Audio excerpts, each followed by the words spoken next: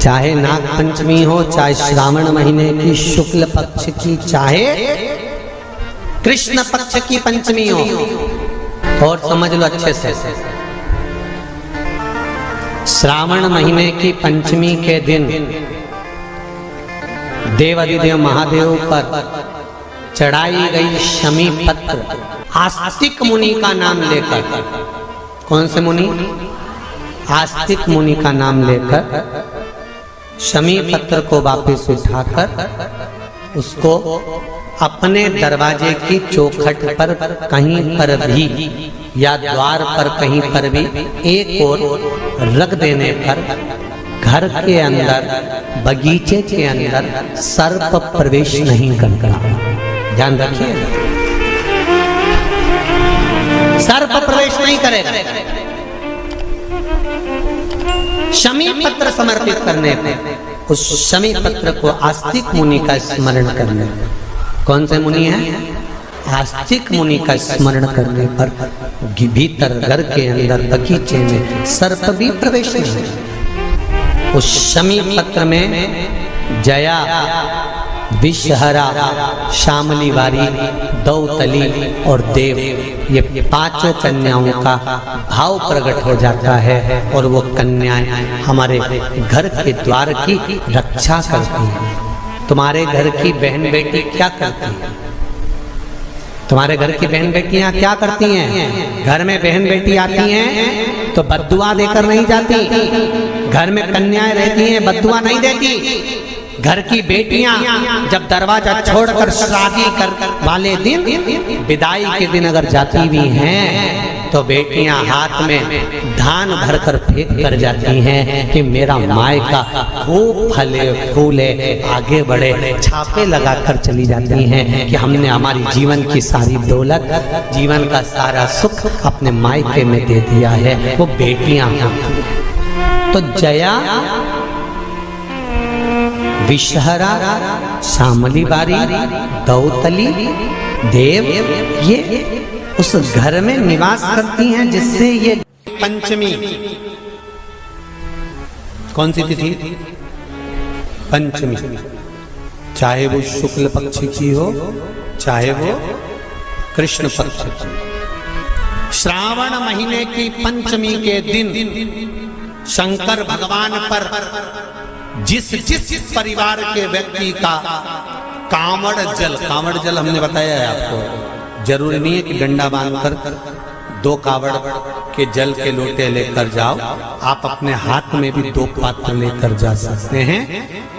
पंचमी तिथि के दिन हाथ में 2 लोटे जल के, 2 कलश जल के जब हम शंकर भगवान को चढ़ाते हैं तो ऊपर जो कमंडल होता है शिव जी के ऊपर जलधारी होती है, जिसमें जया, विषहरा, शामली बारी, दौतली और देव, शंकर भगवान की 5 बेटियां जिसमें विराजमान होती हैं। जब हम जल समर्पित करते हैं, हमारे पीढ़ी में, परिवार में अगर कोई अधोगति में मर गया होता है, कुंवारी अवस्था में चले गया होता है, गर्भ में मर गया होता है, गर्भ के बाहर निकल कर भी अगर कुंवारी अवस्था में चले गया होता है, तो श्रावण महीने की दोनों पंचमी पर परिवार का अगर कोई एक व्यक्ति भी जल चढ़ा देता है शंकर भगवान पर, तो सर्प की योनि में नहीं पड़ता, जीव मुक्त हो जाता, प्रेत योनि में सर्प की योनि से मुक्त हो जाता।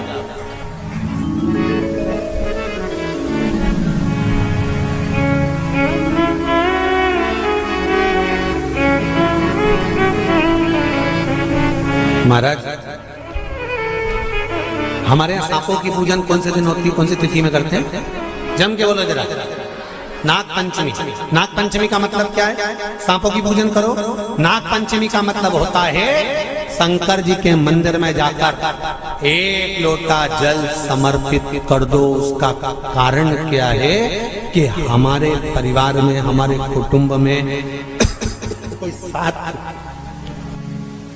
कुटुंब में, परिवार में कोई 7 पीढ़ी के अंतर्गत भी अगर कोई जीव तड़प रहा होता है, बड़ा हुआ होता है, उसकी मुक्ति नहीं होती है, तो पंचमी का चढ़ा हुआ जल उस जीव को प्राप्त हो जाता है और वो जीव तर जाता है, उसका फिर जन्म नहीं होता, वो तर, इसको मुक्तता कहता,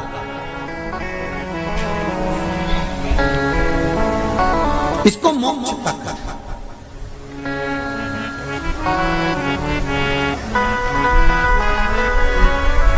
ये मोक्ष, इसी को कहेंगे कि ये मुक्तता है। महाराज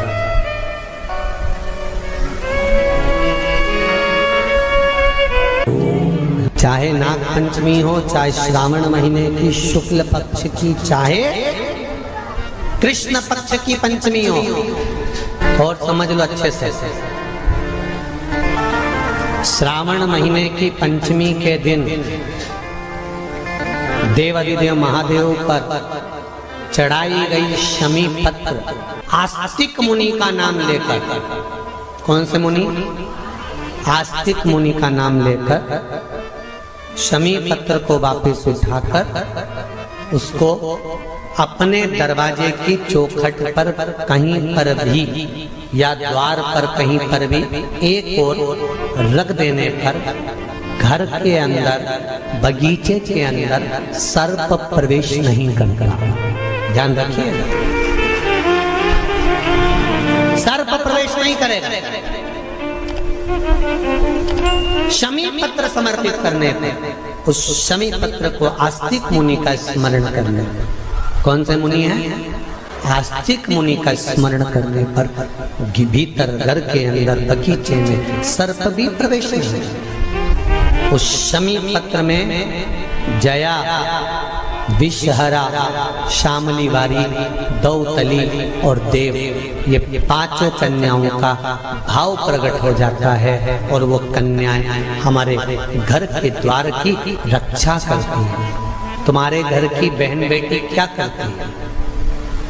तुम्हारे घर की बहन बेटियां क्या करती हैं? घर में बहन बेटी आती हैं तो बद्दुआ देकर नहीं जाती। घर में कन्याएं रहती हैं, बद्दुआ नहीं देती।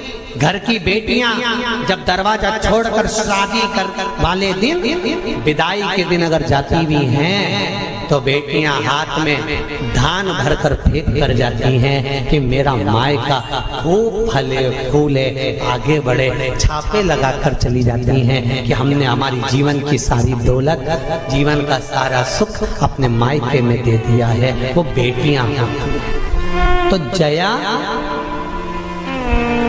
विषहरा, शामली बारी, दौतली, देव, ये उस घर में निवास करती हैं जिससे भगवान की जिंदगी किसने संवारी?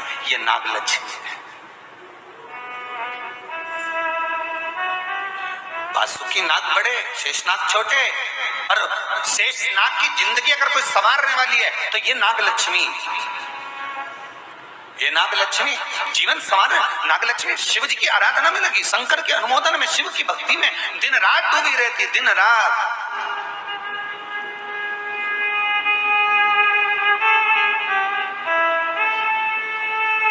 कितना सुंदर संवाद है। पान की बेल में, पान, पान जानते हो? तांबुल, जो खाने वाला पान होता है। पान की बेल में चारों तरफ से बेल लगाकर नागलक्ष्मी उसमें बैठ कर शिव की आराधना करती थी। इसलिए आज भी शास्त्र के हिसाब से देखा जाए तो सबसे ज्यादा सांप, सबसे ज्यादा सर्प, सबसे ज्यादा नाग नागिन, सबसे ज्यादा सर्प अगर कहीं रहते हैं तो जहां पान की खेती होती है, जहां पर तांबुल उत्पन्न होता है, जहां पान की बेल होती है, सबसे ज्यादा सांप वहीं पर पाए जाते हैं। सबसे ज्यादा सांप वहीं पाए जाते हैं। और जो पान उतारने वाले रहते हैं, पान तोड़ने वाले रहते हैं, पान बेचने वाले रहते हैं, जिनको हमारे यहाँ सहज भाषा में चौरसिया कहते हैं,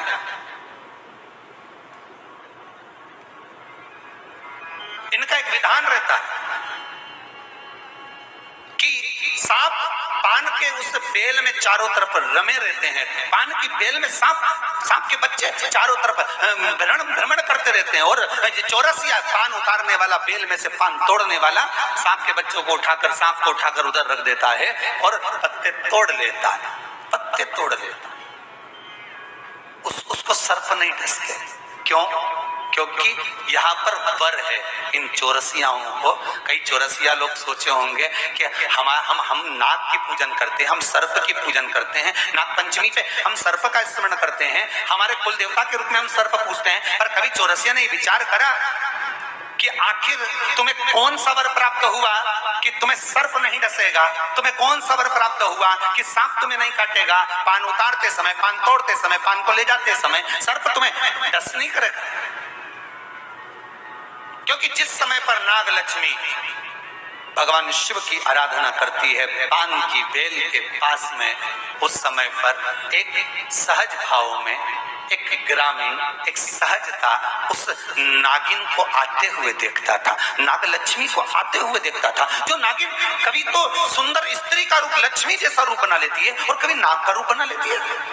बड़ा विचित्र उसको लगता था। और वो एकांत में बैठा, इसने आकर देखा कि नाग लक्ष्मी सेवा में लीन रहती, किसी जीव को वहां आने नहीं देता।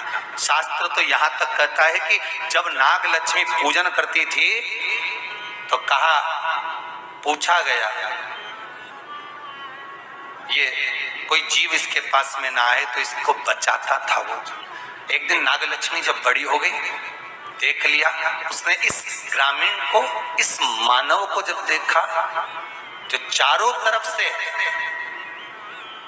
किसी ना किसी रूप में नाग लक्ष्मी को रस ला कर देता है, प्रदान करता रहता है, कुछ ना कुछ तत्व देता रहता है।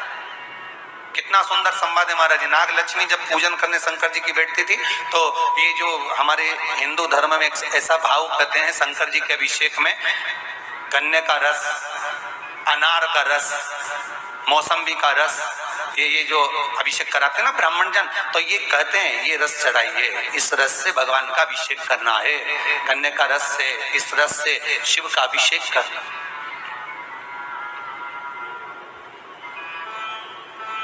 वो ला कर देता है, रख देता है।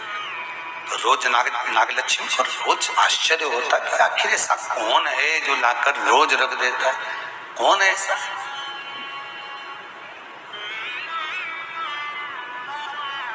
कौन ऐसा? आज नाग लक्ष्मी ने उस जीव को देख लिया, उस मनुष्य को देख लिया, तो चारों ओर से मेरी रक्षा करता, रस को लाकर शिव के लिए देता है। मैं तुझे वर देती हूं, तेरे वंश के अंदर कभी सर्प का डस नहीं होगा। तूने मेरी सेवा करी, शिव तुझे फल प्रदान करेंगे। और चारों ओर से रक्षा कर कर रस ला कर देता था, इसलिए उसका नाम का संबोधन में भी चौरसिया जोड़ा गया। चौरसिया, चारों ओर से चौकसी कर कर जो रस ला कर प्रदान कर दे, उसके नाम में भी संबोधन है। Please like, share and subscribe channel.